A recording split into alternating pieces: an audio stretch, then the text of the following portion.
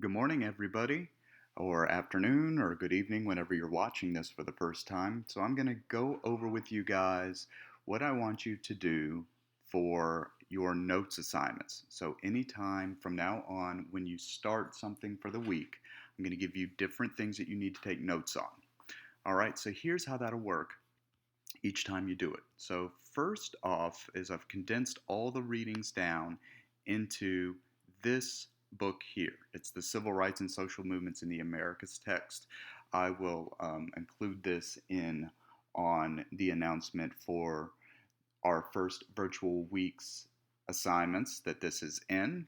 I know we've all got it. We've all taken notes from it before, but I'll include it again anyway. I'll link it in just so everybody knows that they're working from the same one. So the first thing, let me change this to view to continuous scroll. There we go.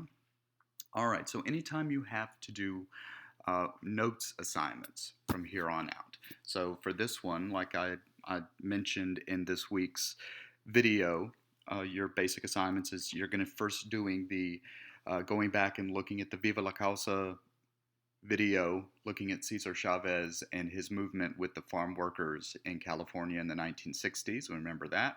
You're going to do some notes on that and submit that. Well, then the next thing you're going to do is do a set of notes for two sections from chapter 1 of this book. Now we're swinging back and we are looking at Native Americans and civil rights in the Americas again. But of course, we've already done the United States, so we're going to focus on the indigenous population in Latin America and First Peoples in Canada.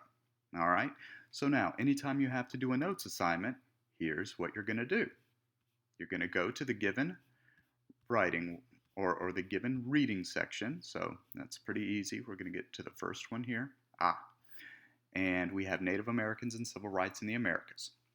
Section 1, the indigenous population in Latin America. That'll be the thing that you use to title your notes on your Word document or on your Google Doc, whatever you're using. It's got to be able to be submitted into Turnitin.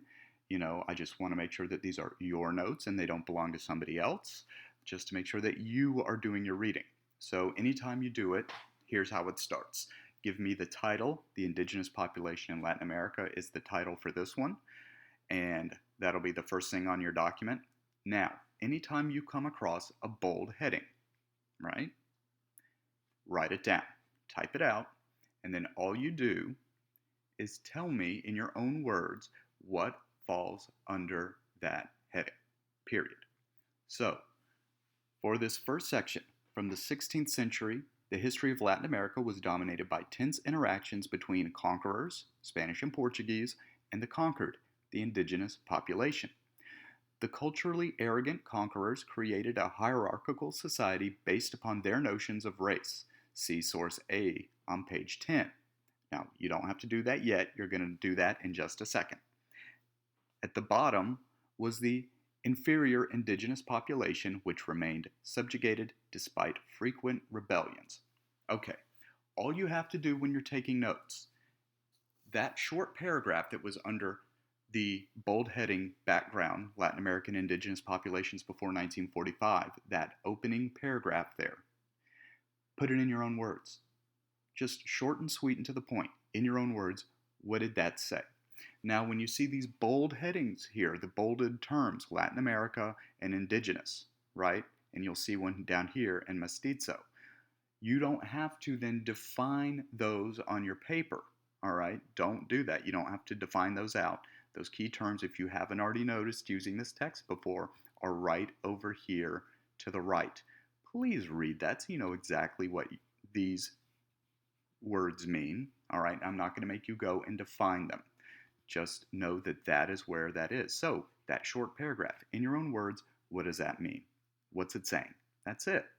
Then, you have a new bold heading, newly independent republics in the 19th century. Guess what you're going to do? Type it out. And now, here. This short one.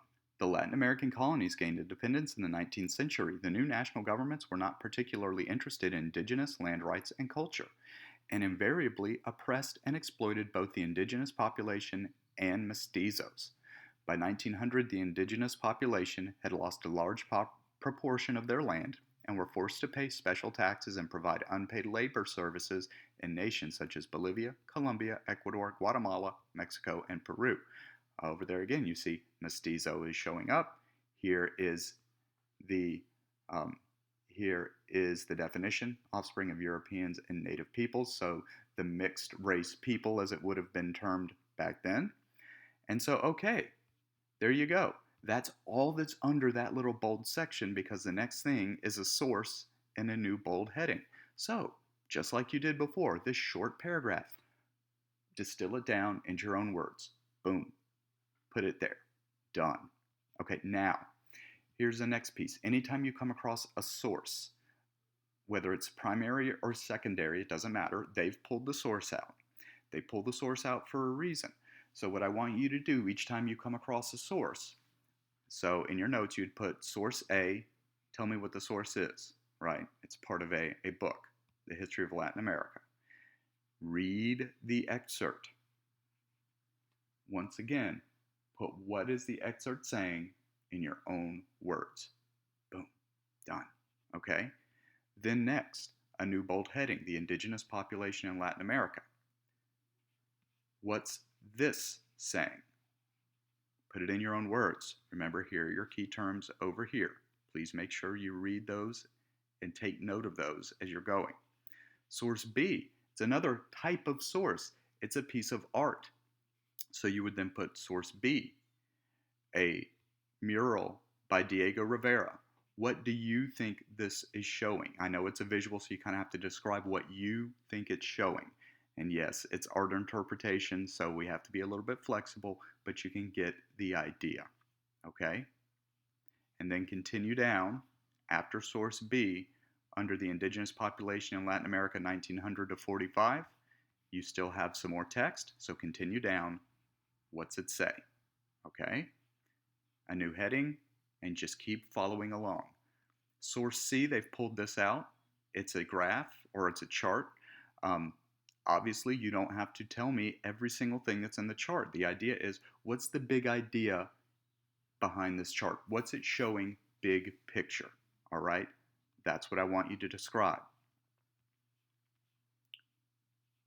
So on and so forth. Now, when you come across things like maps, you don't necessarily need to pull out any major information about the maps. Please look over it, but I'm not going to make you write anything about the map, okay? Unless it's a distinct source that they're pulling out with a title where they say source C or source D or source E.